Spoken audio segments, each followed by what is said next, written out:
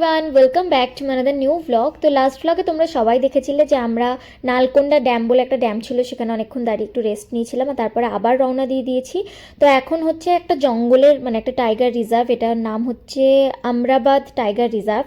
তো এর মধ্যে এন্ট্রি নেবো, আর এখানে চেকপোস্ট ছিল, সেখান থেকে একটা টিকিটও কাটতে হয়েছে যেহেতু আমরা জঙ্গলের মধ্যে এন্ট্রি নিচ্ছি সেই জন্য। আর এখানে স্পিড লিমিটও রয়েছে, কারণ এই জঙ্গলটার মধ্যে দিয়ে যেতে যেতে নাকি অনেক বাঘ, হরিণ এসব কিছু দেখা যাবে। তো এই জন্য যাতে অনেক বাম্পারও দেওয়া রয়েছে, যাতে গাড়ির একটা স্পিডের লিমিট থাকে, হরিণ, বাঘ বা অন্যান্য পশুরা যখন রাস্তা ক্রস করবে যাতে কোনো বিপদ না ঘটে সেই জন্য। তো চলো, এখনও অনেকটা পথই বাকি আছে, ধীরে ধীরে সামনের দিকে এগিয়ে যাই আমরা। অনেকটা পথ আসার পর আমরা এখানে একটা ড্যাম দেখতে পেয়েছি, আর সেখানে আমরা এখন দাঁড়িয়ে আছি। আর ড্যামের জল ছেড়েছে, কুয়াশার মধ্যে দেখতে পাচ্ছ যেটা, সেটা হচ্ছে জলের ছিটে। আর এখানে আমরা দাঁড়িয়ে আছি, পুরো জলের ছিটগুলো না গায়ে পড়ছে। দাঁড়াও, তোমাদের একটু উপরে যাই, দিয়ে তোমাদেরকে উপরে দেখাই যে কিরকম জলের ছিট আসছে, মানে কতটা ফোর্সে পড়ছে বুঝতে পারছো। চলো এখানে গিয়ে দেখো, জায়গাটা দারুণ লাগছে, দেখ পুরো মনে হচ্ছে ধোঁয়া। ছবি তোলা একটা,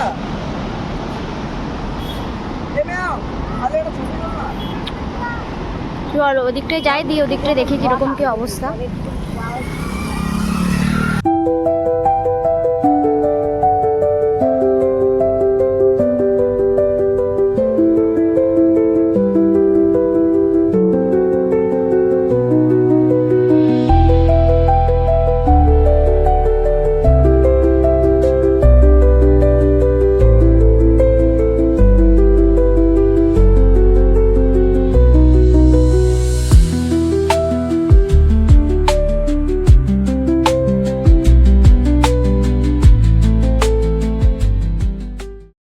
ভীষণ সুন্দর লাগছে এটাকে দেখতে, মানে অসাধারণ লাগছে। আর এত আওয়াজ,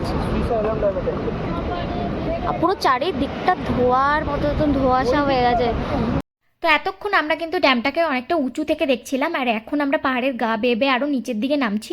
আর যত নিচের দিকে নামছি ততই মানে এই ড্যাম থেকে ছাড়া জলের যে আওয়াজ বলো, কিংবা এই যে বৃষ্টির মতো গুড়ি গুড়ি পড়ছে যেটা, সেটারও ফোর্স অনেকটাই বেড়ে গেছে। দেখতেই পাচ্ছ কাছে পুরো জল জমে রয়েছে। তো এতক্ষণ তো উপরের দিকে মনে হচ্ছিল ইলশিগুড়ি বৃষ্টি হচ্ছে, আর এখানে এসে মনে হচ্ছে বাপরে তো ঝমঝমিয়ে বৃষ্টি। আর এখন আমরা ঠিক মিডিল বরাবর রয়েছি, ওই যে দূরে দেখতে পাচ্ছ সামনেই ড্যামটা অনেকটা দূর থেকে। আর দেখতেও ভীষণ ভালো লাগছে, অল্প অল্প রোদ উঠেছে এখন, নীল আকাশ, দুদিকে সবুজ মতো পাহাড়, বেশ সুন্দর লাগছে সবটা মিলিয়ে দেখতে। তো চলো এখন ধীরে ধীরে মন্দিরের দিকে এগিয়ে যাই আমরা সবাই।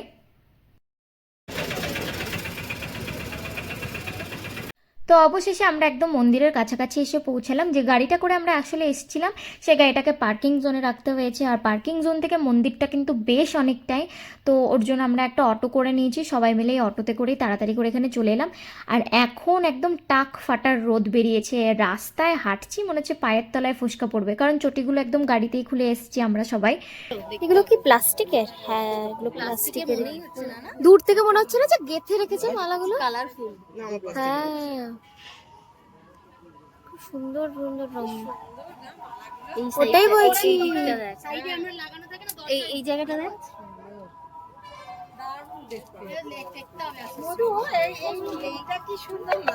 ওই নীলটাকেই দেখিয়েছি। এই জায়গাটা সবথেকে নীলটাও ভালো লাগছে, সাদা নীলেও ভালো লাগছে, এইটাই ভালো লাগছে। দারুণ, এই এই এই নীলটাও খারাপ না, কিন্তু এইটা অনেক ভালো। এই মা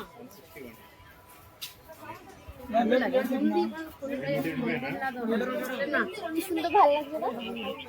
ছালা ফালা তাড়াতাড়ি চল। হ্যাঁ, দেখতে পারবো, চল দেখতে পারবো। চলো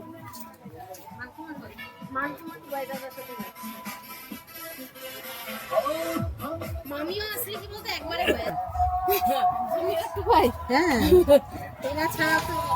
জমে না আমাদের, তোরা ছাড়া আমাদের কিছুই জমে না।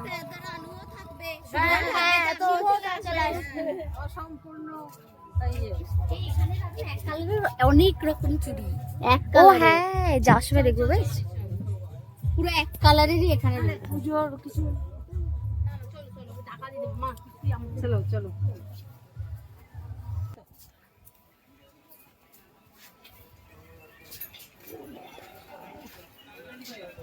में बहुत दर्द होता है। বাবা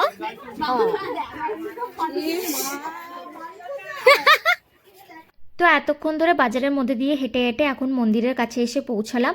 আর বাজারটা কতটা সুন্দর তোমাদেরকে তো দেখালামই, অনেক সুন্দর সুন্দর জিনিস পাওয়া যাচ্ছে। তো প্ল্যান আছে যে ঠাকুর দর্শন হয়ে গেলে যাওয়ার পথে যদি সময় থাকে তাহলে একবার একটু ঘুরে যাব। বুঝতেই পারছো, মেয়ে মানুষ যদি একটু বাজারে না ঘুরি তাহলে কি আর মজা আসে। আর এসেছি একদম বোন দিদি পিসি মাসির সাথে, তো আমি জানি এরা বাজারে যাবেই যাবে।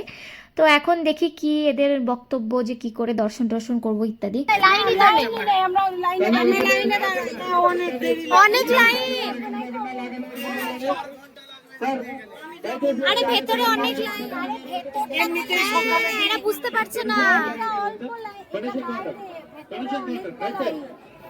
ভিতরে এরকম গোল করে করে বসা হয় 1 ঘন্টা করে। আরে শুভ তো জানবে না, ও তো এসেছিল, যাও যাও 5 ঘন্টা 4 ঘন্টা 5 ঘন্টা লাগে। 300 টাকা। সবাই নিজেরটা দিয়ে দেবে। হ্যাঁ সব সময় টিকিট কাটে।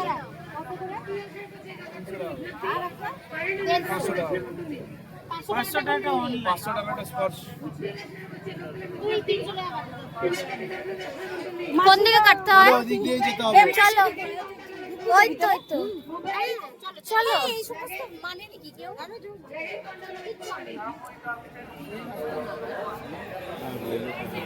চলো ওইদিকে যেতে হবে। দেবো হ্যাঁ মন্দিরটা দেখা, এটা একটুখানি দেখা যাচ্ছে না, এটা ওই যে মাথাটা। না না না ওই যে এদিকেও আছে একটুখানি মন্দির, এই যে দিকটা। হ্যাঁ না శివలింగాలు కూడా పెట్టాలా దర్శనానికి?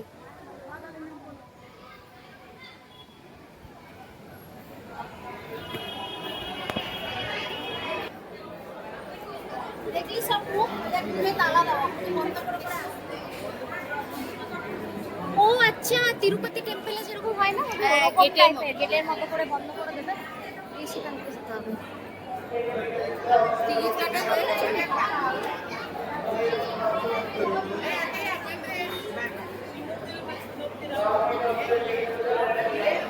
কি হয়েছে? কি হয়েছে? এই লাইনে আর এই লাইনটা জানি না, এই লাইনটা টিকিট কাটতে গেছে, তাহলে এখান থেকে দাঁড়াই। কোনটা? এটা 300। এটা পেড। হ্যাঁ পেড, এটা হচ্ছে 300 আর এটা আছে 150 150 টাকার লাইন। ও এটাও 300, তো এগুলোর মধ্যে রাখবে না? এটা 300 এটা 150। তো টুবাই দাদা এখন গিয়েছে 300 টাকার লাইনের টিকিট কাটতে। আর হ্যাঁ, এখানে আমার সাথে একটা ঘটে গেছে দারুণ ঘটনা। সেটা হচ্ছে মন্দিরের ভেতরে কিন্তু ক্যামেরা নিয়ে যাওয়া একদমই অ্যালাউড নয়। আর আমি কিন্তু তোমাদের সাথে ক্লিপগুলো শেয়ার করব যে কীরকম ভেতরটা দেখতে হ্যানা তেনা, এই জন্য ভিডিও বানাচ্ছিলাম। তো এখানে কিন্তু লকারে ফোনগুলো জমা দিতে হয়। আমি যেহেতু ফোন জমা দিইনি, তাই দেখতেই পেলে আমাকে একজন ভদ্রমহিলা যিনি টিকিট দেখে দেখে ভেতরে ঢোকাচ্ছিলেন, তিনি আমাকে ডাকলেন আর বললো ইমিডিয়েটলি তুমি এখন ফোনে যে ভিডিওগুলো তুললে সেগুলো ডিলিট করো। তো আমি ওখানে দাঁড়িয়ে দাঁড়িয়ে ডিলিট করেছি। আর তারপর এখন তোমাদের সাথে যেটা শেয়ার করছি সেটা কিন্তু রিস্টোর করে আমি শেয়ার করছি। পার্মানেন্ট ডিলিট বলে যে অপশনটা থাকে, সেখানে আমার ক্লিপগুলো ছিল। তো যাই হোক, আমি সেই জন্য ভেতরের কোনো ছবি তোলার আর সাহস দেখাইনি, তাই নেট থেকেই যে ছবিগুলো আমি পেয়েছি সেগুলোই তোমাদের এখানে স্ক্রিনে দেখাচ্ছি। তো একদম ভেতরে গিয়ে কিন্তু শিবলিঙ্গটা এরকম দেখতে ছিল। তোমাদের কেমন লাগলো সবটা তোমরা আমাকে কিন্তু কমেন্ট সেকশনে জানিও। আর বাড়ি যাওয়ার পথে কিন্তু এখন একটা রেস্টুরেন্টে দাঁড়িয়ে আমরা খাবো, কারণ সবার ভীষণ ভয়ঙ্কর খিদে পেয়েছে। তো যেহেতু দর্শন করে ফিরছি এখন বাড়ির দিকে, সেই জন্য আজকের দিনটায় ভেজই খাবো। তো ভেজ রেস্টুরেন্টে আমরা সবাই চলে গেছি। আর টেবিলের মধ্যে যেটা দেখলে একটা পেপারের মধ্যে একটা জিনিস রাখা, সেটা হচ্ছে নাকি রামফল। আমি কোনোদিনও কিন্তু এটা খাইনি।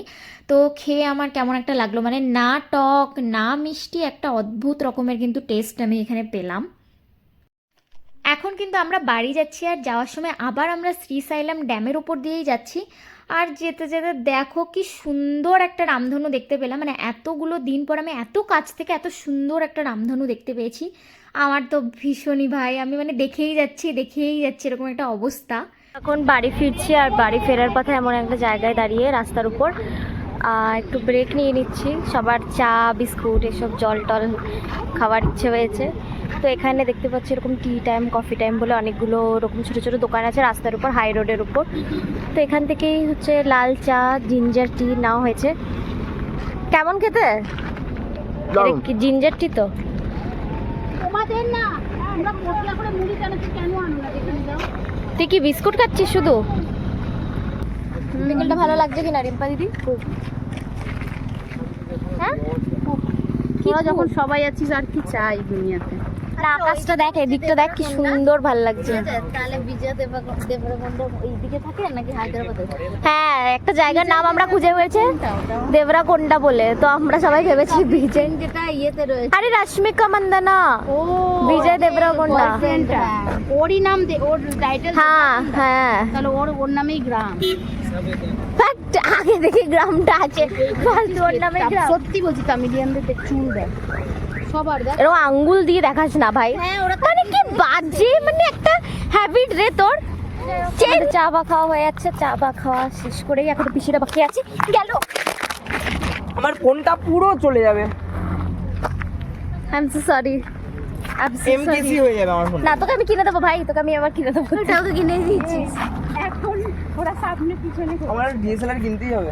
ডিএসএলআর ফোনটা ফুটে গেছে কেন? কাকার। আমার ফোনটা কতবার এখানে ফেলালো, গাড়িতে পড়লো।